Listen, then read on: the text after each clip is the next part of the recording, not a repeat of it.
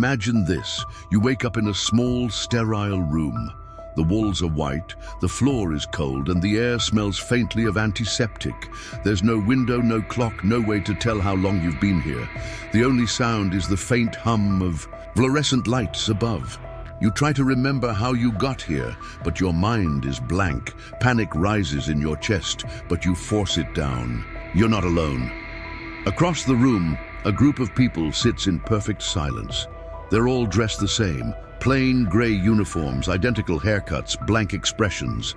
They don't look at you. They don't move. They just stare straight ahead, as if waiting for something.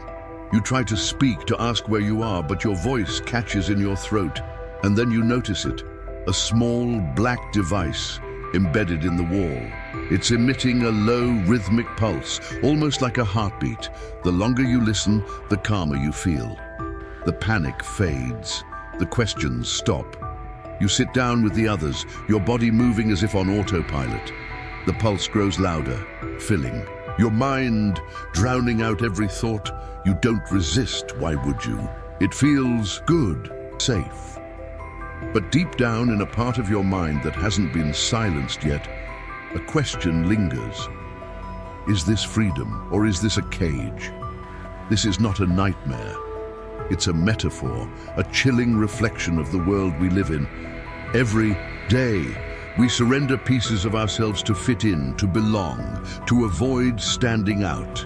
We follow the rules, wear the masks, and silence the parts of ourselves that don't conform. But at what cost? What happens when the comfort of conformity becomes a prison? The answer is more terrifying than you think. The room, the pulse, the silent figures, they are not just elements of a nightmare. They are symbols of a deeper, more insidious reality. The human tendency to conform, even at the expense of our individuality. This is not a new phenomenon. It is as old as humanity itself, rooted in our primal need for survival. Carl Jung called it the collective unconscious, the part of our psyche that drives us to seek belonging, to align with the group, even when it means suppressing our true selves. Friedrich Nietzsche warned of the herd mentality, the way society crushes individuality to maintain order. The individual has always had to struggle to keep from being overwhelmed by the tribe, he wrote. If you try it, you will be lonely often and sometimes frightened. But no price is too high to pay for the privilege of owning yourself. But why do we conform so easily? Why do we trade our freedom for the illusion of safety? The answer lies in the psychology of fear. Conformity is a survival mechanism, a way to avoid the dangers of standing out. In ancient times, being ostracized from the group could mean death. Today, the stakes are different, but the fear remains. We conform to avoid rejection, to escape judgment, to feel accepted. Yet this comfort comes at a cost. When we conform, we lose touch with our true selves. We become like the figures in the room, silent, passive, hollow. We trade our authenticity for approval, our creativity for compliance. And in doing so, we become complicit in our own imprisonment. But what if conformity is not just a choice? What if it's a trap, carefully designed to keep us in line? The consequences of conformity are not just personal. They are societal, historical, and devastating. Consider the atrocities committed throughout human history, the genocides, the wars, the systemic oppression. These were not the actions of a few evil individuals. They were the result of collective conformity, of people surrendering their moral judgment to the group. The Stanford Prison Experiment is a chilling example. Ordinary people, placed in roles of power or submission, quickly descended into cruelty and compliance. The experiment revealed how easily we abandon our individuality in the face of authority, how willingly we conform to roles that strip us of our humanity. But conformity is not always so overt. It lurks in the everyday, the unspoken rules, the social norms, the pressure to fit in. It's in the way we dress, the way we speak, the way we think. It's in the algorithms that dictate what we see online, the advertisements that shape our desires, the institutions that define our worth. Cognitive biases like social proof and groupthink keep us trapped in this cycle. We look to others to determine what's right, what's normal, what's acceptable. We silence our doubts, suppress our instincts, and follow the crowd, even when it leads us astray. The horror is not just the loss of individuality, it's the realization that we are complicit in our own oppression. We are the silent figures in the room, the passive participants in a system that thrives on our conformity. But what if there's a way to break free? What if the key to escaping this nightmare lies in confronting the very thing we fear the most? Breaking free from the grip of conformity begins with a single terrifying realization. You are not the person you pretend to be. The masks you wear, the roles you play, the lies you tell yourself, they are not you. They are the products of a system designed to keep you in line. This awakening is not easy.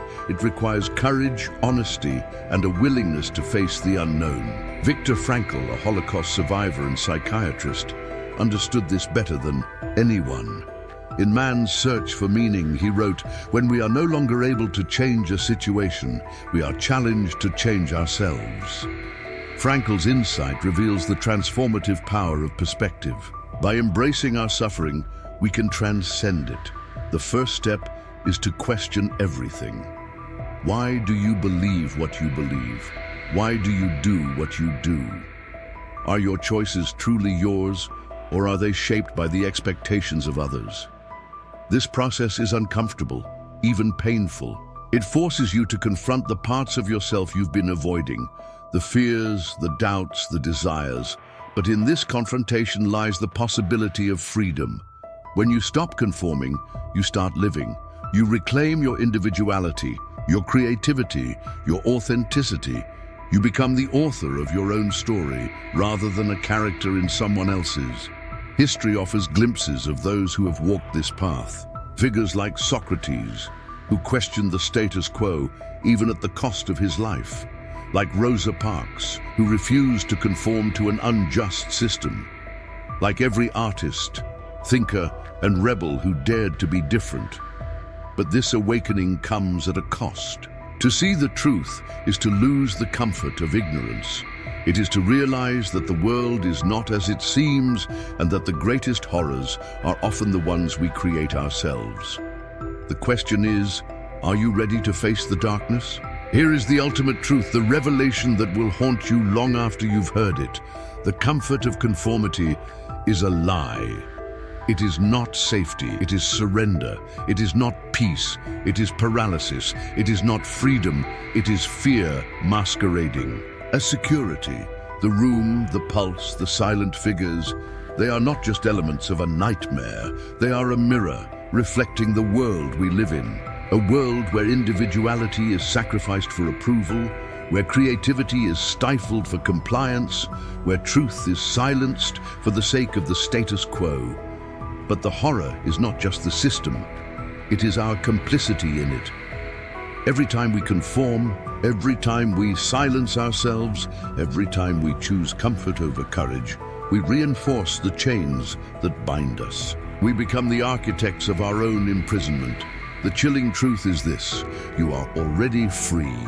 The chains that bind you are not physical. They are psychological, cultural, and self-imposed.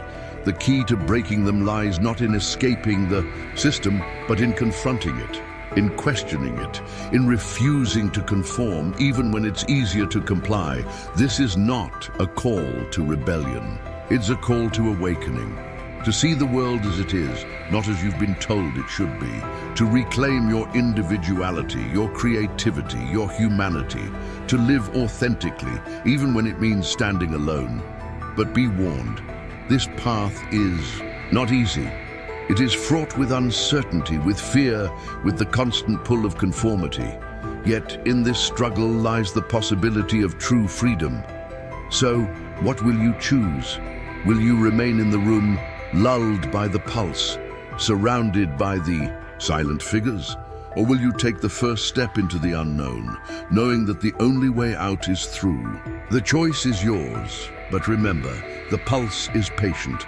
It will wait for you no matter how long it takes. And when you finally turn to face it, you will realize that it was never the monster you feared. It was the mirror you refused to look into.